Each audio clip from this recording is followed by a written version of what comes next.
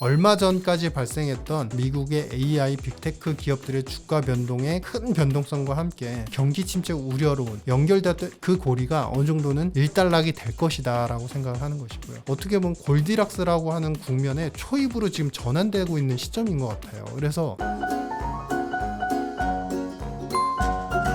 안녕하십니까. 태어난 김에 경제일주 유신익입니다. 9월 FOMC 사실 말도 많았고 여러 가지 기대가 많았어요. 드디어 이제 50bp 빅컷이 이루어졌습니다. 금리 인하가 이루어졌고요. 결론부터 말씀드리자면 완만하게 위험자산 선호 현상들이 앞으로 지속될 것이다 라고 판단합니다. 기존에 그 거론이 되었던 50pp 인하를 할 정도면 경제가 그만큼 너무 안 좋다는 뜻이야. 혹은 50pp 인하를 했으니까 아무래도 금리 인하 사이클의 초석을 크게 터트려줬으니까 위험자산 선호 현상은 굉장히 붐업 될 것이야. 이 양쪽의 견해다 너무 다 한쪽에 치우쳐 있다. 오히려 완만한 개선 속도도 좀 조정을 하면서 갈 가능성이 크다라고 판단이 됩니다. 이번에 FOMC에서 이제 세 가지 포인트가 있습니다. 첫 번째는 파월 의장은 기자회견에서 이런 표현을 합니다. 고용의 불안이 있기 때문에 그것을 선제적으로 대응하기 위해서 실기하지 않기 위해서 50bp 빅컷을 했다. 하지만 뒤에 후반부에 이제 기자회견에서는 이런 발언을 합니다. 그런데 고용시장 자체로 놓고 보면 지금 현재는 괜찮다라고 이야기를 합니다. 사실 말이 안 맞죠. 그러니까 불안한 우려가 있기 때문에 인하를 했다고 하는데 현재 상태는 괜찮다. 그러면은 현재가 괜찮다는 건지 불안한 거라는 건지 사실 헷갈립니다.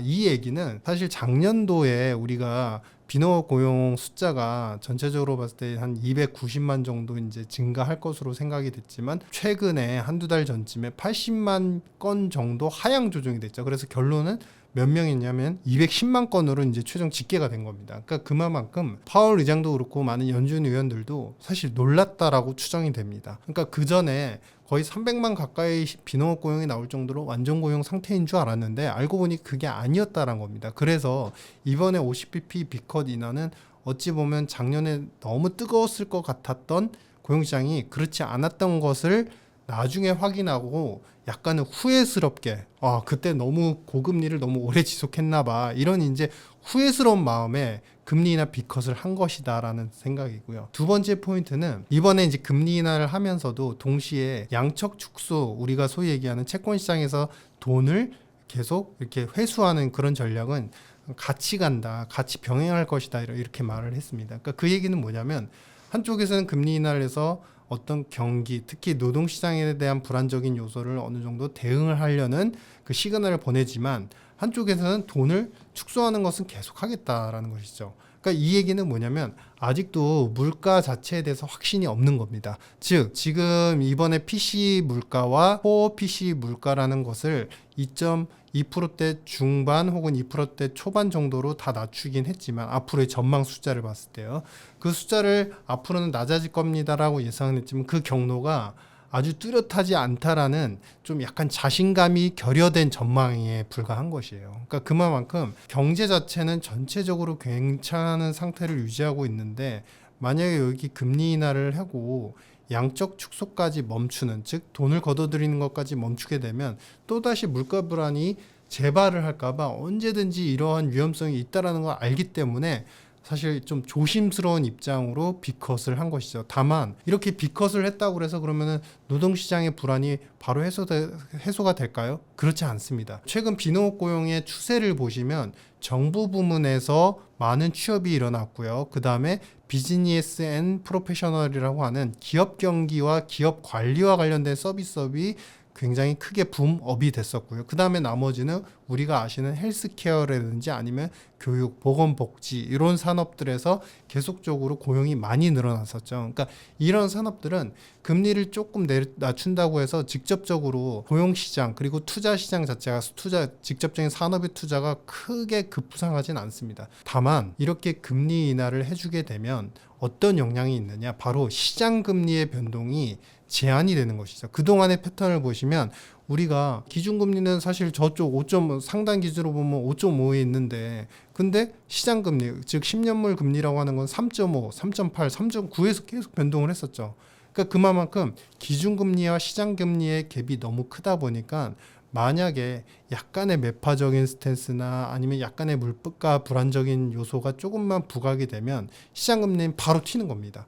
그러니까 시장금리가 결국에는 기업들이 투자할 수 있고 자금을 끌어들이는 데 있어서 자금을 모집하는 데 있어서의 기준이 될 수 있는 시장 금리가 가장 기준이 되는 잣대인데요. 이 지표가 사실 시장 금리 자체가 이렇게 변동이 크다 보면 아무래도 서비스업에 종사하는 기업 종사자들 아니면 기업 관리자 입장에서도 자금을 뭔가 모집하고 투자금을 마련하는 데 있어서 계획이 사실 쉽지 않습니다. 그렇기 때문에 어느 정도는 예측 가능한 자금 플로우를 만들기 위해서 그리고 자금 모집을 해서 투자를 하고 고용을 하기 위한 환경적인 부분을 조금 개선시켜줬다. 이 정도로 보는 게 맞을 것 같고요. 더 중요한 거는 이번에 이제 파월 의장은 정치적으로 대선이 얼마 안 남아 있는 상태에서 본인이 어떤 정치적인 역량과는 무관하게 본인의 결정, 그 페드의 자체적인 결정을 한 것이다 이렇게 표현을 했는데요. 이 얘기는 사실은 어떤 대통령이 되든 내년도 초반에 미국의 새로운 행정부가 꾸려졌을 때 자금을 모집하고 예산을 마련하고 그 다음에 투자를 하는 데 있어서 일정 부분 큰 받침을 좀 긍정적으로 밑받침을 해줬다라고 보여집니다. 왜냐하면 이렇게 시장금리의 변동을 앞에서 줄여줄 수 있다라고 말씀을 드렸는데 시장금리의 변동이 줄어들게 되면 당연히 내년도에 새로운 행정부는 분명히 예산을 마련하는 데 있어서 국채 발행을 해야 될 겁니다. 왜냐하면 미국의 재정적자 비율은 GDP 대비 마이너스 6%로 올해도 예상이 되거든요. 그만큼 국채 발행을 할 수밖에 없는 환경인데 그러면 발행을 할 때 시장금리의 변동이 어느 정도 통제가 되면 충분히 자금을 어느 정도 모집하고 부채를 발행하는 데 있어서 충분히 어느 정도 긍정적인 역할을 할 것이다 라는 게 두 번째 포인트고요. 마지막 세 번째는 위험 자산에 대한 투자 선호 심리가 완만하게 개선될 수 있는 가능성은 그 이유는 뭘까요? 라고 말씀하신다면 기본적으로 지금에 나오는 많은 경제 지표들 특히 GDP 갭이라고 하는 GDP와 잠재 GDP의 차이를 보고 그것이 플러스이면 경기 개선, 마이너스이면 경기 악화 혹은 침체로 간다 이렇게 표현을 하는데요. 지금 GDP 갭은 여전히 플러스인 상태입니다.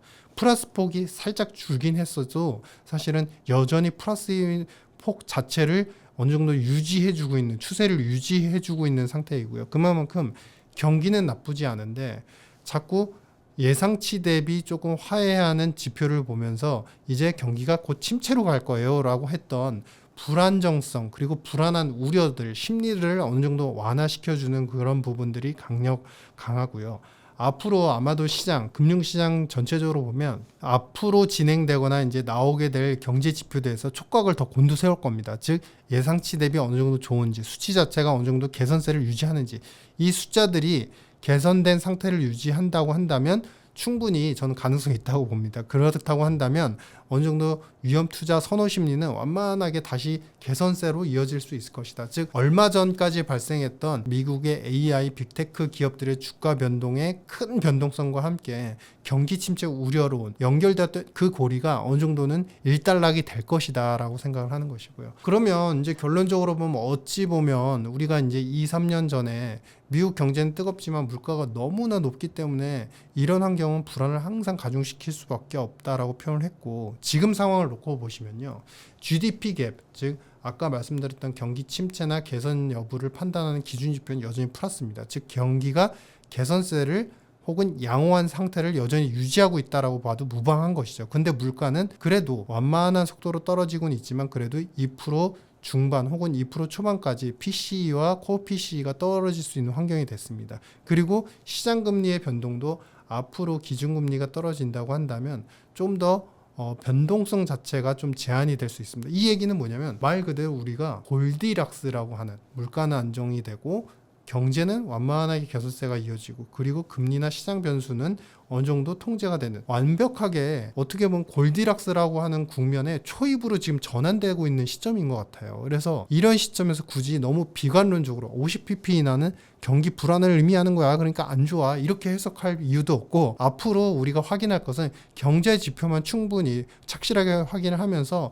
포트폴리오 투자 전략을 짜가시면 될 것이다 라고 생각합니다. 마지막으로 이제 최종적으로 말씀드리면 그러면 이번 금리 인하 사이클은 어디까지 갈까요? 일단은 연준이 낸 그 점도표에서 보신다면은 이제 내년도까지 갔을 때 올해는 50bp 정도 인하를 더하고 그 다음에 내년도엔 100bp 인하를 더 추가로 합니다. 이렇게 이제 표현이 되어 있습니다. 하지만 이거를 고지고대로 또 믿으면 안 될 것 같습니다. 왜냐하면 파월 의장이 얘기했던 것처럼 경기 자체는 괜찮은데 노동시장이 불안한 요소가 있어서 선제적 대응을 했다라고 말씀드렸잖아요. 그만큼 미국의 서비스업이나 고용시장을 제외한 나머지 경제 지표들, 소매 판매나 여러 가지 지표들을 보시면 여전히 양호한 상태를 유지하고 있습니다. 그런 상태에서 사실 금리 인하를 하게 되면 그리고 내년도 초반에 새로운 행정부가 돈을 풀고 예산을 마련해서 재정 지출을 특히나 인프라 투자 쪽에 집중하게 된다면 미국의 경제 지표나 여러 가지 시클리컬 지표들은 다시 완만하게 반등을 개선세를 보일 거예요. 그렇게 된다면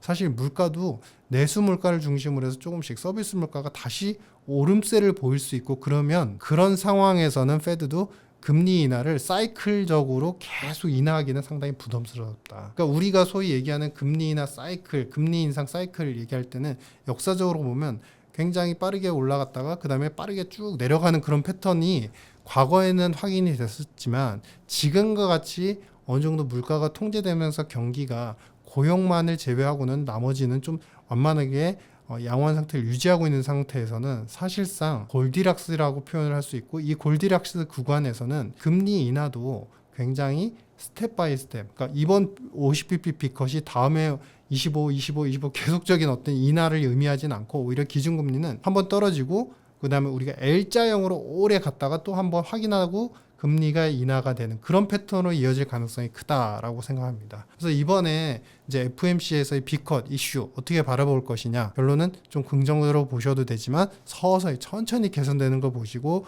오히려 골디락스의 초입 구간에 진입했을 가능성이 있으니까 이것에 대한 너무 비관적인 그런 시각은 좀 자제를 하는 것이 나을 것 같다라고 말씀드리면서 다음에 또 다른 이슈가 나올 때 여러분들께 우리 이제 그 태어난 김에 경제일주에서 여러분들께 또 좋은 내용 말씀드리도록 하겠습니다. 감사합니다.